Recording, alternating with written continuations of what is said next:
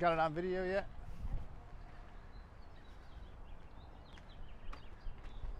So today, should I have the sun on me or do I look good? Hi, welcome to the channel. Today we're going to be looking at the Bobcat MT100. We have a couple different years here. We have a year from 2024 into 2025.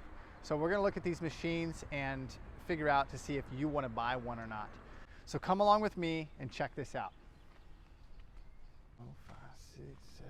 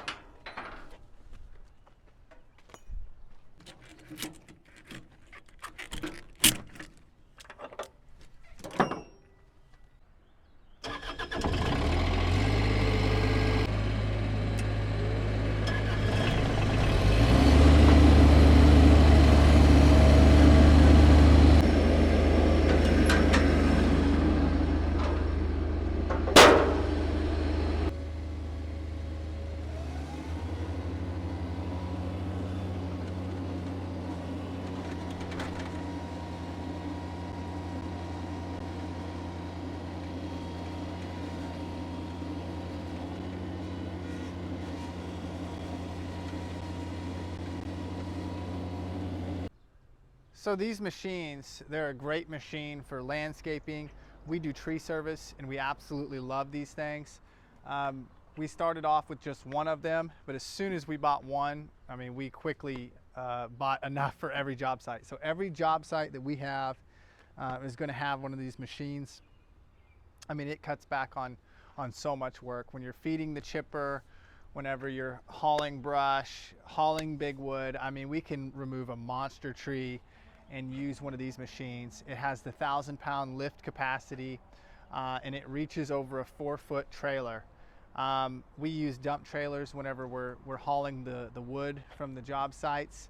So what we do is we buy a 3-foot trailer so that whenever we're using these grapples here, it's just so much easier to load the trailer with the grapples whenever it's 3 feet, especially as that trailer gets loaded.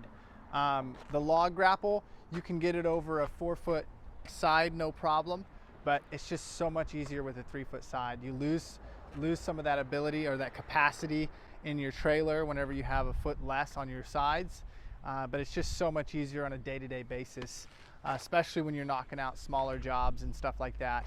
But we absolutely love these machines. I'm going to give you kind of a view today just to see if it's something that's going to be good for you. As far as problems with them, we've had several problems with them, but nothing major. A few hoses have blown, and a couple of them already have 1,000 hours on them, and 2 of them are literally just a couple years old. So a couple hoses blown. You have hoses like this, especially on your grapples. These are free spinning grapples here, the Bobcat grapples. You know, they're not the most durable. In fact, you can see the edges are bent, or these side supports are bent on this grapple here. We have new components ordered, so we're going to have these in, but stuff like that happens, right? You're lifting up a lot of weight, you're going to have damages. You have this part here is bent, you lose pins, rings, your hoses get blown. You should always have some extra hoses on hand for things like that. You can get hoses at your local hydraulic store. I mean, all the hydraulic stores that I know of in any sizable city, you're going to be able to get hoses made to specs to the same, you know, and you can also get them from Bobcat, but we just go to our local hydraulic store.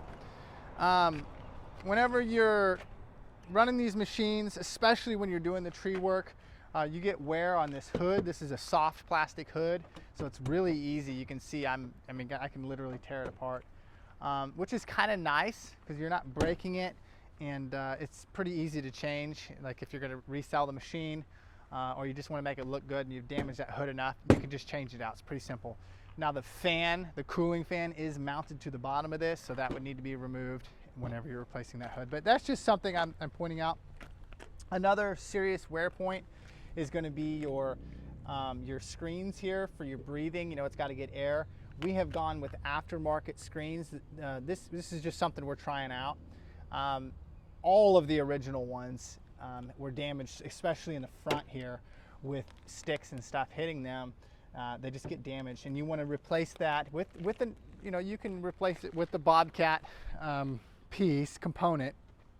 But we've just gone with something, we're trying to look for something a little more durable. So that's what we've done. You'll notice that that is different, that is aftermarket.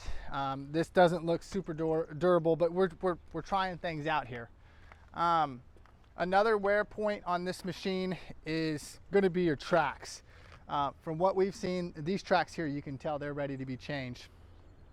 The tracks are going to last you about 800 to 1,000 hours. That's it. So you cannot expect to see these tracks last any longer than that.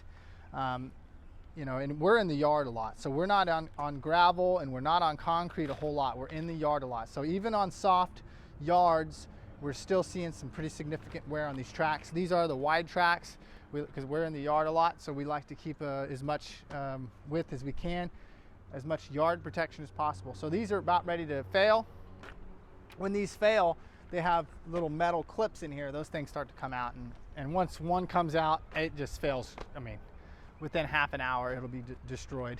And you'll see on this one, this machine here has a brand new set of tracks on it we just put on. So you get a new set of tracks on, it's a game changer. So you can expect to change those every 1,000 hours. Max. This is your max, what you're going to get out of those. I'm going to give you a little bit of a tutorial on this machine running. I'm going to show you this root grapple running, and then also this log grapple running. I love the log grapple. You're going to have the issues with it, but I wouldn't, I just love it. Once you get the feel for it, it is free spinning, so it's not rotating with hydraulics. It's free spinning, so you have to learn to manipulate it as you're driving it. But once you get the hang of it, it's truly an amazing piece of equipment. Same thing with this. This right here is a game changer. We also have some buckets as well, so whenever we're cleaning up stump grindings or moving dirt that's on a job site or something like that, we'll use that shovel. But most of the time we're going to use this. You have open sides here, so it's not real great for moving gravel or dirt or something like that. But if you're picking up stump grindings are a little more meshed together, so you can actually grab them with the grapple and get a good load. So let's take a look at this machine operating, and we'll pick up a few logs, and let's just see how it turns out. The machine sometimes will be a little harder to start. I don't know exactly what it is with these little diesel engines, but a lot of times it's much easier to start this machine whenever you have that throttle up about halfway. And sometimes I'll move the throttle just a bit as I am starting it, and it seems to help out significantly. And it's like that with all the machines, all these MT100s. Again, we have 4 of them, and every single one of them can be difficult to start sometimes. Even the brand new one, we just recently purchased one, and it's having the same issue. So I'm not going to call it an issue. I'm just going to say how it is. So let's fire this one up.